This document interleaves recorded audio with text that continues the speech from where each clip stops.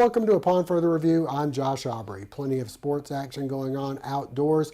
In and around Bullitt County, you had Statesboro High baseball and soccer both in action this past week. We'll have highlights of those games for you. Statesboro hosting Effingham for 2 of their 3 games in baseball, and then Statesboro playing New Hampstead in a region matchup and also taking on Ware County in a region matchup. We'll send you out to Walmart Field for highlights of those games, which were both victories for the boys and the girls. We'll also take you over to the J.I. Clemens Stadium for highlights of Georgia Southern baseball, taking 2 of 3 in their Sunbelt opener against Louisiana Lafayette. The Georgia Southern softball team also took 2 of 3 to open up Sunbelt play as well. And as for the Georgia Southern golf team, they were playing in the annual Schenkel Invitational taking place at Forest Heights Country Club. The Eagles finished 2nd this past season.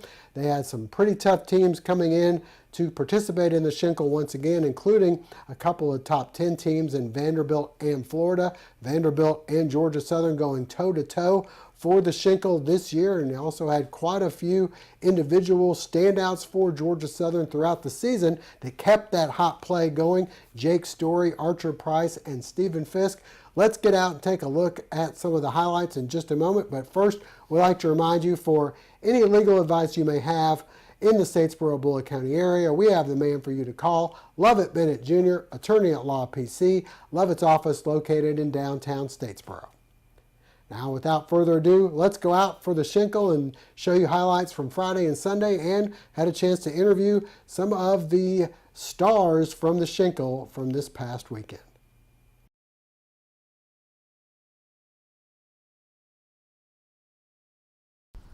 Sunday, the final round of the Schenkel Invitational teeing off at Forest Heights Country Club, and a beautiful day for golf. The College of Charleston's Hunter Dunnigan, the approach on 5. He'd birdie, finished -3, tied for 12th overall. Stephen Franken of NC State with the birdie putt. Later, he'd birdie once again. Franken ends up in a 3-way tie for 2nd at 11 under with a 65 on Sunday. The College of Charleston's Reed Bentley with the long birdie on 6. He'd finish at -4 in 11th place. Mississippi State in the hunt. Here, Taylor Bibb, the birdie on 7. He'd finish at -8 and tied for 7th. The Bulldogs finished in 4th place. Kentucky with a rough day, but not for Cooper Musselman, who just missed a double eagle on 7. Here he taps in for eagle and would finish tied for 7th at -8. Speaking of eagles, how about the Georgia Southern golf team shooting the low round Saturday and then pulling into 2nd place? The Story Sunday, Jake Story on the front 9. He'd birdie 4 and 5. Then here on 6, from about 25 feet away, he drains the birdie to move to 3 under par, 9 under for the tournament. Onto the par 5 7th, and check out the approach. This one ends up just off the green. Story then with the eagle chip.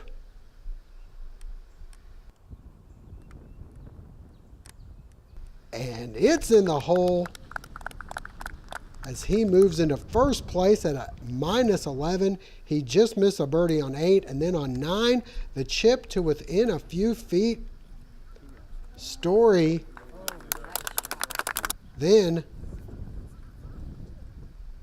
capping off a front 9 score of 30 as he moves to -12 all alone in 1st place. Teammate Archer Price taking aim as well here on 6. His tee shot will hit and stop within about 6 feet. He'd sink this one to move to 10 under par.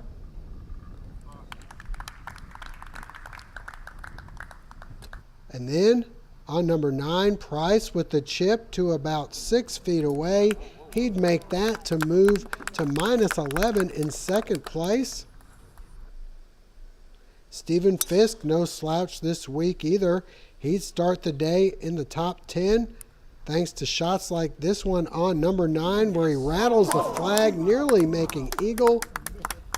He'd finish tied for 7th individually. The Eagles putting the heat on Vanderbilt, who came in with a 12-stroke lead over Georgia Southern.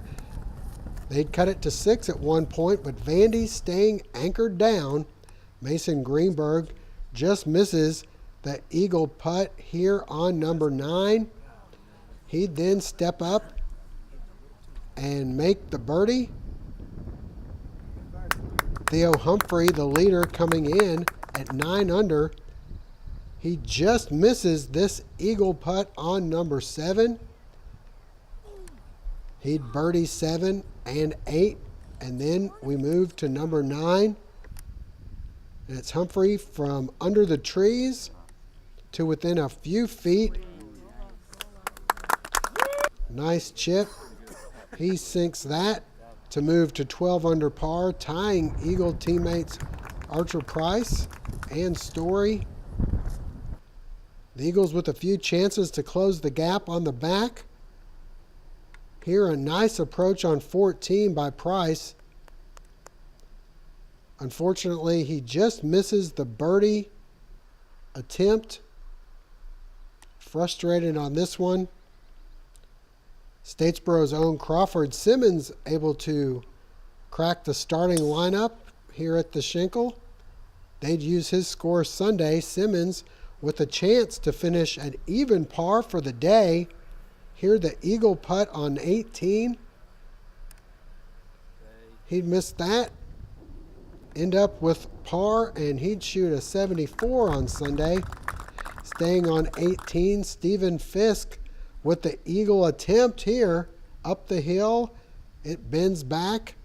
Just misses Fisk. A solid top 10 finish again at 8 under.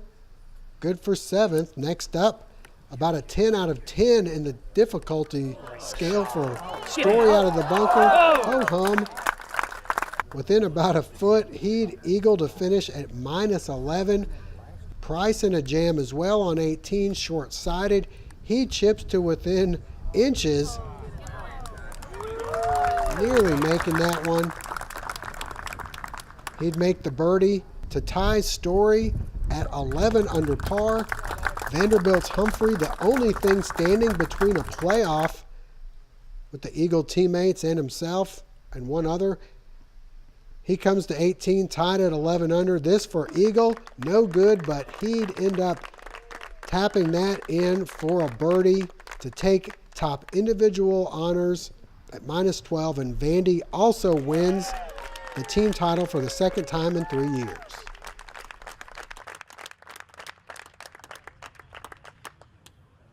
We knew we needed to get off to a good start this week. We had our worst finish of the year last week, and you know, it's the regular season, and we're just trying to become a better team. But we got some guys that have played well here in the past, and yeah, that first round was special. I think Will and John and Theo did a great job carrying our team, and we had some guys take some good steps this week. It was fun to do that in tournament conditions and kind of get us moving in the right direction. Try to get us to have a chance coming down the back nine. Played really well this week. Got in some tough spots, fought hard, kept the ball in front of me a lot, and had a lot of birdie opportunities, and was lucky enough to capitalize on those. And it was a fun last Schenkel. I really enjoyed it. Yeah, for you seniors, it had to be kind of an emotional time. Yeah. It's crazy. It's over. Goes by quick. They played very well the last 2 days, especially when our backs were against the wall. And I think it shows the heart and just the toughness this team entails. You know, we had a few seniors in this event. This is their last Schenkel, so very proud of how they performed. And the entire team played very solid all week, and just couldn't be more proud of them. Seniors seem pretty emotional after this. Should be. I mean, this is emotional for myself, emotional for a lot of people here. You know, they mean a lot, and this tournament means a lot to a lot of people, and they wanted to go out with a win, and you know, we gave it our best. But you know, credit to Vanderbilt. Looks like they're going to be able to pull out the win, but very proud of what we were able to do. So the Eagles with a second place finish once again. Plus, they had 3 players in the top 7, with Stephen Fisk tying for 7th, and then Archer Price and Jake Story tying for 2nd at 11 under par. Georgia Southern had the low round of the Schenkel for 2 of the 3 days. Hopefully they can carry that momentum. The Sun Belt Tournament will begin the end of this month, the beginning of next month there for Georgia Southern. All right, well, stay with us. Plenty more to come, including the Georgia Southern baseball team over at J.I. Clemens taking on Lafayette.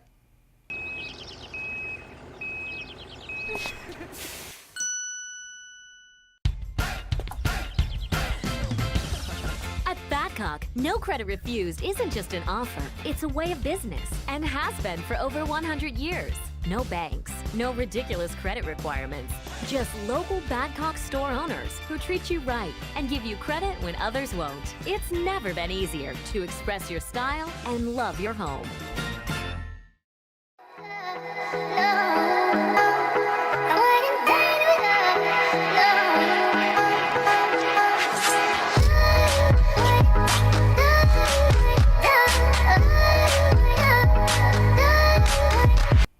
The Georgia Southern baseball team opening up Sun Belt play at J.I. Clemens, taking on Lafayette. They were able to win 2 of 3 games. Let's get out and take a look at some of the highlights.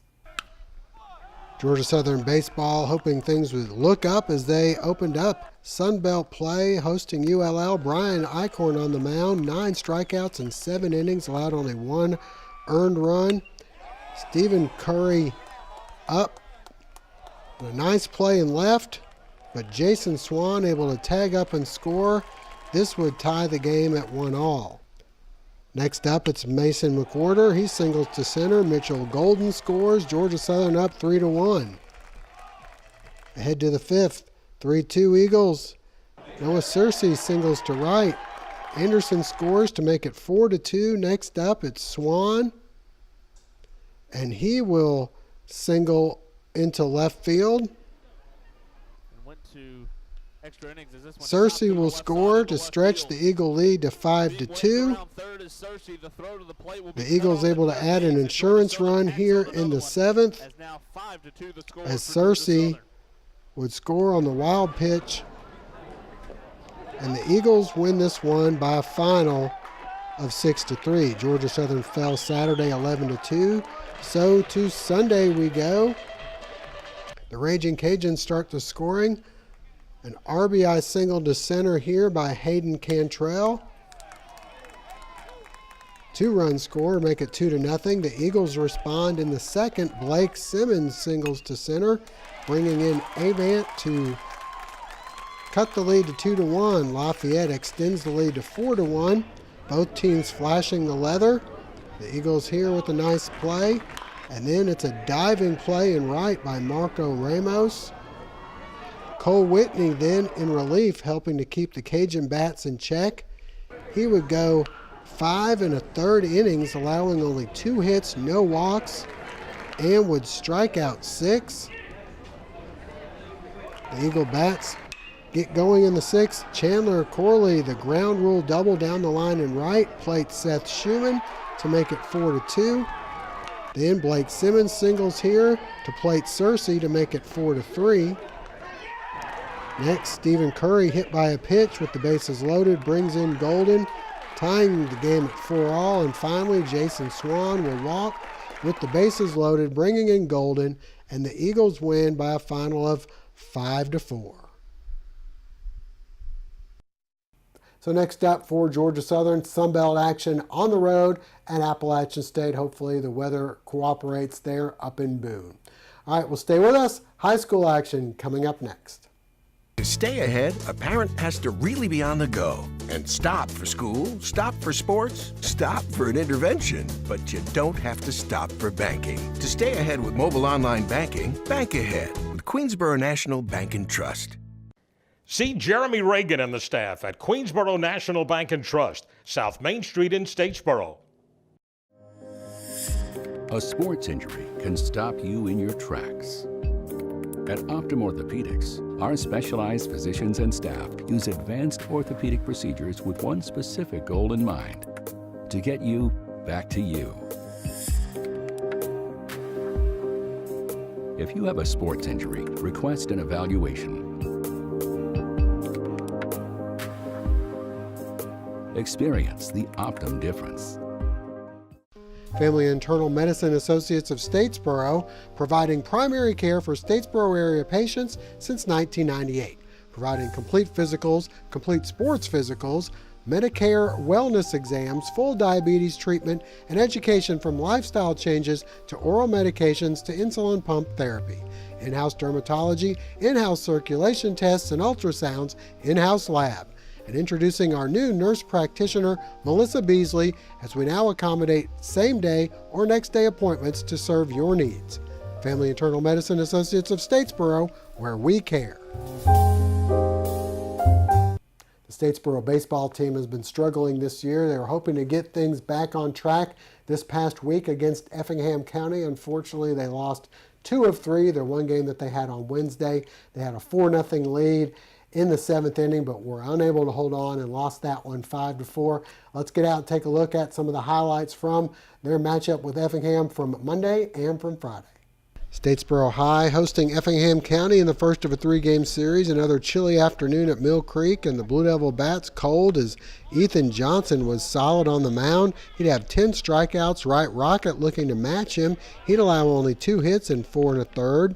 The Rebels up 1-0 and adding to it as Wake Johnson singles to left, plating Chris Hawkins, and it's 2-0 Effingham. Statesboro able to get within 1 as Sage Reese steals 2nd and 3rd, and he'd come home on this fly ball to deep left by Right Rocket. It falls for a double to make it 2-1, but that's as close as things would get. The Rebels go on to win 3-1. Statesboro lost a heartbreaker 5-4 Wednesday, and we're hoping things were looking up Friday. Right Rocket makes a nice diving grab here in center. Statesboro down 1-0.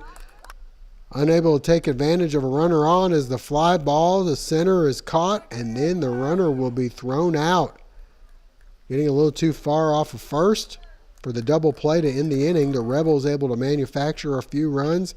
Here the bunt. The ball ends up over in right field. 2 runs come home to score. Effingham with a 5-run inning, and they would take a 6-0 lead. Statesboro trying to come back with 1 on. Jackson Hand singles into left, setting up runners on first and second, but the Blue Devils come up empty as the fielder's choice would end the inning. Effingham tacks another run on in the 7th, 2 on, 1 out, and a double play could get Statesboro out of the inning. Instead, their 4th error of the game allows another run to score, and they'd fall 7-0. Next up for Statesboro, they'll be taking on Ware County. That 3-game series will take place Monday and Friday at Ware County, Wednesday home at Mill Creek Regional Park. Elsewhere, big victory for the Portal Panthers. They knocked off Georgia Military by a score of 12-2, ended up winning by the run rule. They're in action on Tuesday as they host Calvary Day. All right, well, that'll wrap things up for the high school baseball. Stay with us. Up next, we'll hit the soccer pitch for Statesboro High and New Hampstead, and Statesboro also taking on the Ware County Gators.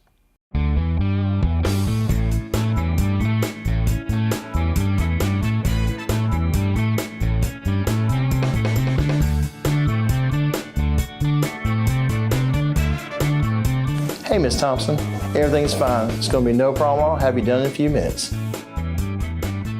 My name is Paisley Nordhoff, part owner of Complete Car Care, and I want you to come see me.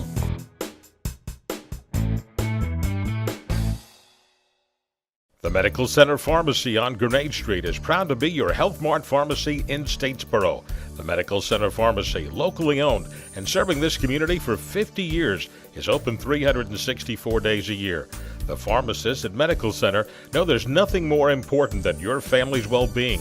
That's why they take the time to know their customers, explain their medications, and answer any questions. The Medical Center Pharmacy, your Health Mart pharmacy. Health Mart, caring for you and about you. The Statesboro Blue Devils getting back to region play this past week. A couple of games. They were taking on New Hampstead and Ware County. Let's send you out for some of the highlights. The Statesboro soccer teams hosting New Hampstead in a region matchup, and plenty to smile about for the ladies. Early on, off the deflection, Isabella Gutierrez finds the back of the net for a 1-0 Blue Devil lead. Later, it's Gutierrez with a nice pass ahead to Caitlin Carter. She'll take it one time past the keeper for a 2-0 Statesboro High lead. Blue Devils pouring it on. Gutierrez will blast this one in for a 3-0 Statesboro lead. Plenty of Blue Devils involved in the scoring. This time off Smith Kaiser's corner, Brooke Stansel puts it in front of the goal.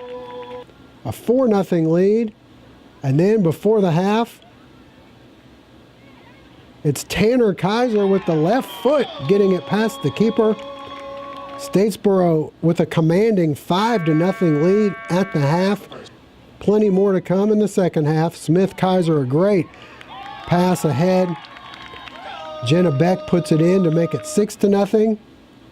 More from the Blue Devils. Kaiser, another assist, this time to Nora Wiggins. And it was 7-0 Blue Devils. Caitlin Carter then ahead of the pack for her second goal of the evening. More to come. Reagan Thomas the assist, and a nice shot there by Smith Kaiser for goal number 9. And for the finishing touch, Kaiser repays the favor with the assist to Rachel Thomas, who puts it in. And the Blue Devils would win this one by a final count of 10-0.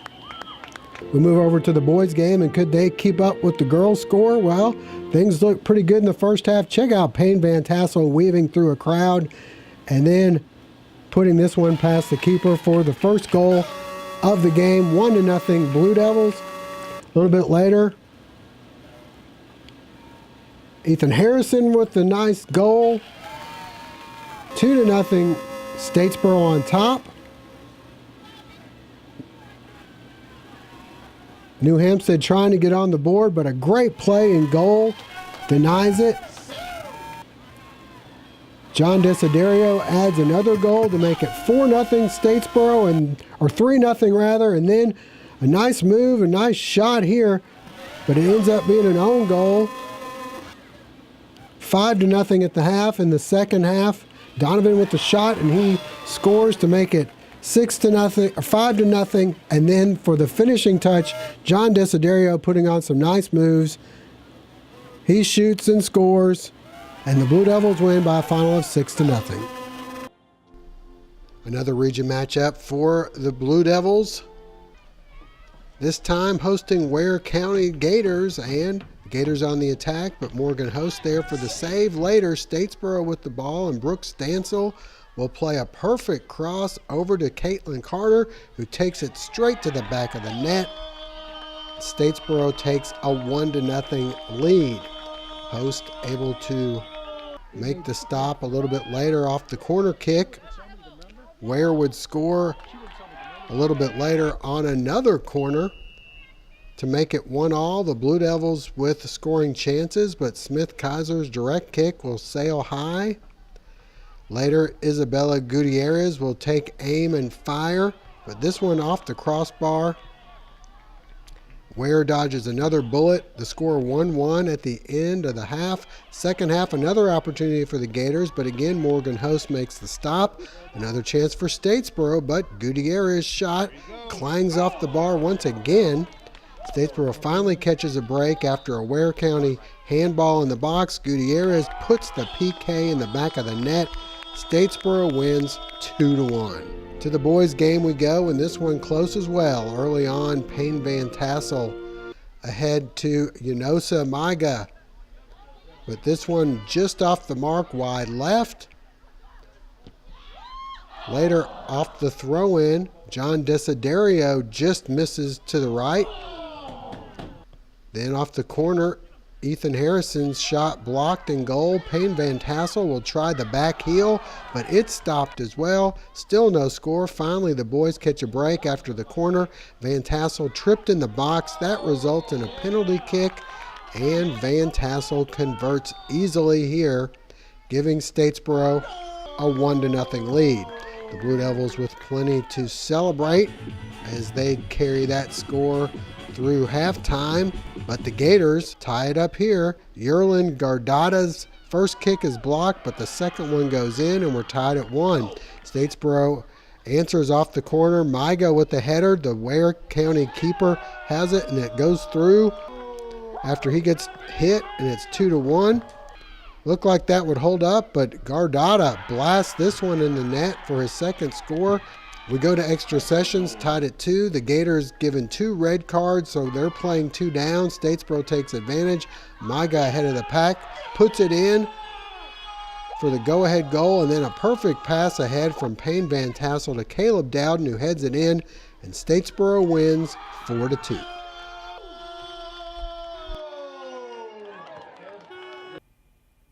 And congratulations to the Statesboro girls who went up to the Tax Slayer Border Classic up in Augusta and won the Green Division. They're back in action this week. All right, well, that'll wrap things up for now. Thank you for joining us. Hope to see you again next week.